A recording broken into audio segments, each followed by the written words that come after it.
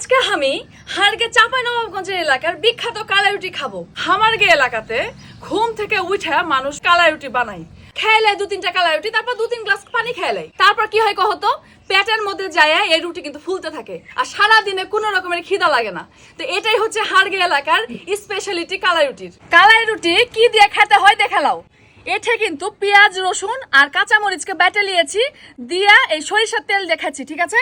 আর সাথে কিন্তু গুড় নিয়ে নিয়েছি। আরো মেলাই কিছু দিয়ে কালাই রুটি কিন্তু খাওয়া যায়, যেরকম হাঁসের মাংস দিয়েও খাওয়া যায়। হেভি স্বাদ,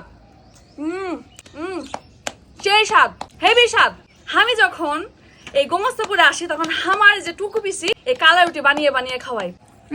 টুকু পিসির হাতে কালাই রুটি হেভি স্বাদ, হেভি। তোমরা খেতে চাও? চলে আসো। হারগে এলাকার মানুষ যদি কোনোদিন বিদেশে যায় তাহলে কাপড় চোপড় বানার সাথে সাথে কিন্তু এই মাটির খোলাটা আর চাল কালের আটাটাকে কিন্তু বানতে ভুলে না, কারণ বিদেশের মাটিতে বসে বসেও কিন্তু আমরা চাপাইয়া মানুষরা কিন্তু কালাই রুটি বানিয়ে ঠিকই খাই।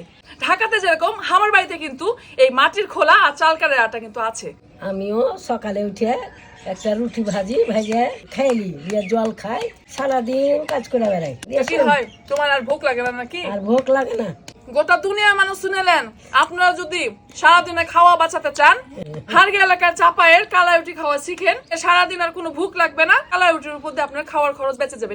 চাপায়ের কালাই রুটি জিন্দাবাদ।